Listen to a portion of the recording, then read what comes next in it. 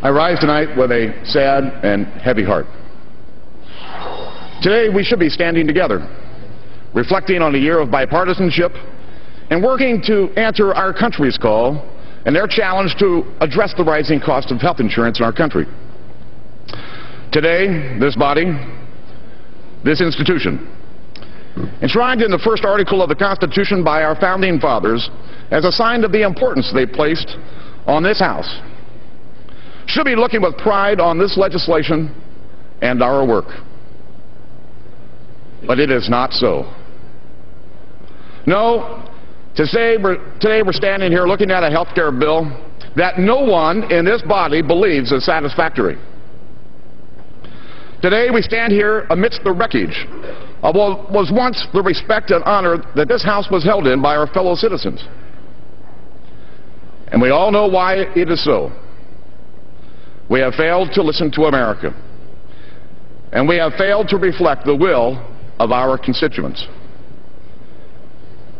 And when we fail to reflect that will, we fail ourselves and we fail our country. Look at this bill. Ask yourself, do you really believe that if you like the health plan that you have, that you can keep it?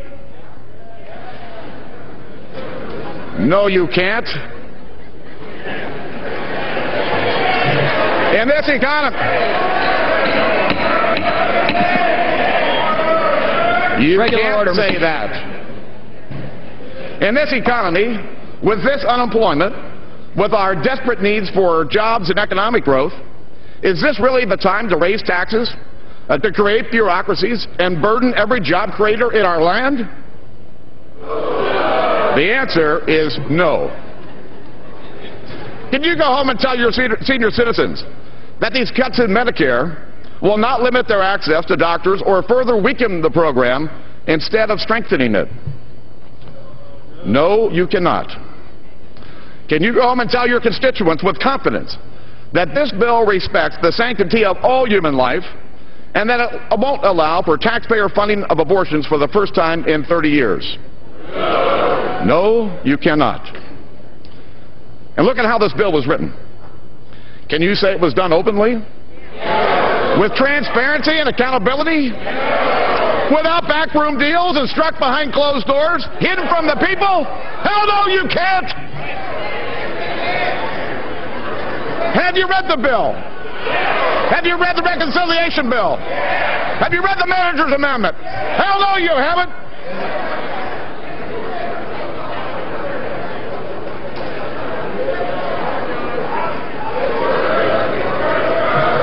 Order, Mr. Speaker. Regular order. Both sides would do well to remember the dignity of the House. Mr. Speaker, in a few minutes, we'll cast some of the most consequential votes that any of us will ever cast in this chamber. The decision we make will affect every man, woman, and child in this nation for generations to come. If we're going to vote to defy the will of the American people, then we ought to have the courage to stand before them and announce our votes one at a time.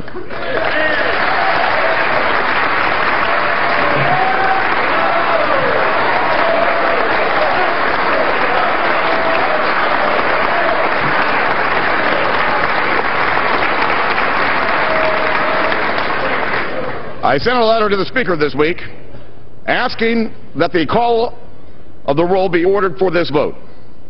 And Madam Speaker, I ask you, will you, in the interest of this institution, grant my request?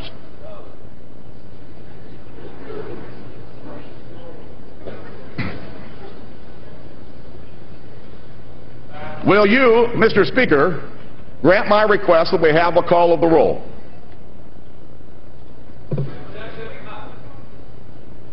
Mr. Speaker, Rhetorical question or... will you grant my request that we have a call of the roll? Under Clause 2A of Rule 20, a record vote is conducted by electronic device unless the Speaker directs otherwise. And you, Mr. Speaker, will you grant that request? The Chair will decide at the time the request is made. This is not it.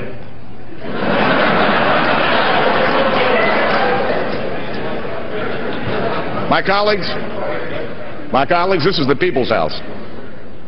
When we came here, we each swore an oath to uphold and abide by the constitutions as representatives of the people. But the process here is broken. The institution is broken. And as a result, this bill is not what the American people need, nor what our constituents want. Americans are out there making sacrifices and struggling to build a better future for their kids. And over the last year, as the damn the torpedoes outline of this legislation became more clear, millions of Americans lifted their voices, and many for the first time, asking us to slow down, not to try to cram through more than this system could handle, not to spend money that we didn't have. In this time of recession, they want us to focus on jobs, not more spending, not more government, and certainly not more taxes. But what they see today frightens them. They're frightened because they don't know what comes next. They're disgusted because what they see is one political party closing out another from what should be a national solution. And they're angry. They're angry that no matter how they engage in this debate, this body moves forward against their will. Shame on us. Shame on this body. Shame on each and every one of you who substitutes your will and your desires above those of your fellow countrymen.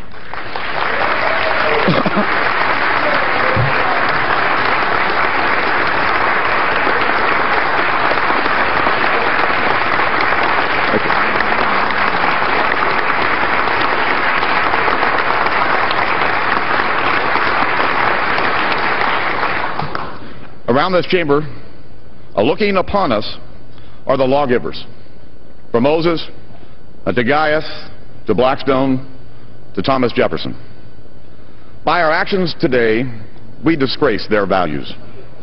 We break the ties of history in this chamber, and we break our trust with America. When I handed the Speaker the gavel in 2007, I said this: this is the people's house. And the moment a majority forgets it, it starts writing itself to a ticket to minority status. If we pass this bill, there will be no turning back. It will be the last straw for the American people. And in a democracy, you can only ignore the will of the people for so long and get away with it. And if we defy the will of our fellow citizens and pass this bill, we're going to be held to account by those who have placed us in their trust. We will have shattered those bonds of trust. I beg you, I beg each and every one of you on both sides of the aisle, do not further strike at the heart of this country and this institution with arrogance, for surely you will not strike with impunity. I ask each of you to vow to never let this happen again. This process, this defiance of our citizens, it's not too late to begin to restore the bonds of trust with our nation and return comity to this institution. And so join me. Join me in voting against this bill so that we can come together anew, addressing the challenge of health care in a manner that brings credit to this body and brings credit to the ideals of this nation. And most importantly, that reflects the will of the American people. And I yield back.